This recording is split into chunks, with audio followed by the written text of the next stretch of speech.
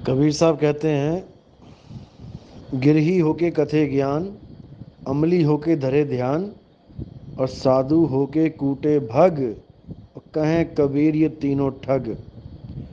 तो आपसे अनुरोध है कि ये ऑडियो उसके पास पहुंचा दो जो ये बोल रहा है, और दो चार वाणियाँ साखियाँ दे देता हूँ ताकि थोड़ा बहुत जो भरम है वो भी ख़त्म हो जाए।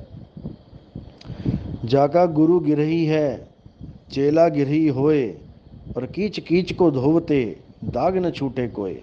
नारी पराई आपनी भोगे नरक को जाए, और आग आग सब एक सी, हाथ डाल जल जाए। तुम्हारी सारी उम्र निकल जाएगी ये समझने में कि ग्रस्त गुरु से नाम लेके क्यों कल्याण नहीं होता। और जिन गुरुओं की तुम बात कर रहे हो वो गुरु देखने में आपको ग्रस्त लगेंगे, लेकिन वो गुरु आत्मा से सन्यासी हैं जो तुम्हें दिखाई नहीं देगी। तुम्हें केवल भोग विलास ही दिखाई देगा कि देखो नानक जी की भी शादी हुई है, देखो गरीबदास जी की भी शादी हुई है। तुम उनकी आत्मा तक नहीं पहुंच सकते। साहिब बंदगी सतनाम। भगत जी, आपको लगता है फ़र्क आ गया, फिर सुन लो ध्यान से, फिर समझ लो। बाबा नानक ने साधु भेष लिया था। गरीबदास जी के पंथ में भी साधु भेष हुआ था उनका, तभी तो आज उनके ही पंथ में बैरागी संत बैठे हैं। अगर गरीबदास जी ही बैरागी ना होते तो उनके पंथ में बैरागियों की जगह ही क्यों होती, सारे गृहस्थी होते। आप छुड़ानी धाम जाइए, वहाँ पे दो गद्दियाँ चल रही हैं, एक गृहस्थी और एक बैरागी। अगर गरीबदास सारी उम्र गृहस्थी ही रहे होते, अपने बीवी बच्चों के साथ ही रहते, तो बैरागी संतों की ज़रूरत क्या है वहाँ पे। वो तो गृहस्थ संत हैं ही हैं, वहाँ पे बैठे हुए हैं।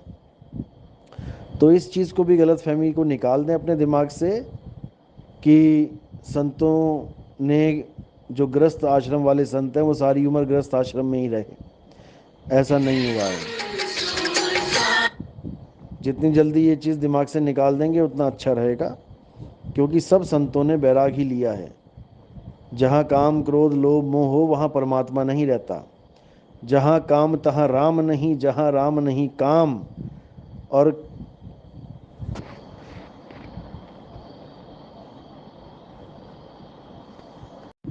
बीच में फ़ोन आ गया था। तो साहिब कहते हैं, जहाँ काम तहाँ राम नहीं, और जहाँ राम नहीं काम, कहें कबीर नहीं मिलते, रवि रजनी एक ठाम। काम और राम का कोई मिलन नहीं होता भाई। जो गुरु गृहस्थ आश्रम को त्याग ही नहीं सकता, वो कैसा गुरु। यानी उसके मोह पड़ा हुआ है अपनी बीवी अपने बच्चों में।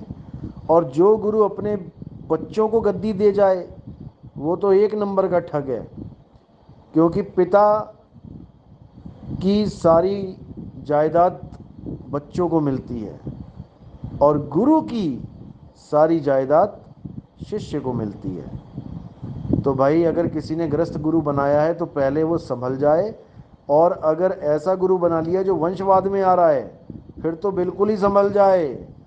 फिर तो वो नरकों में जाने के लिए ही तैयार रहे, क्योंकि कबीर साहब का कोई भी वंशवाद के ऊपर आशीर्वाद नहीं है। कबीर साहब का आशीर्वाद है शब्द विवेकी पारखी गुरुओं पे।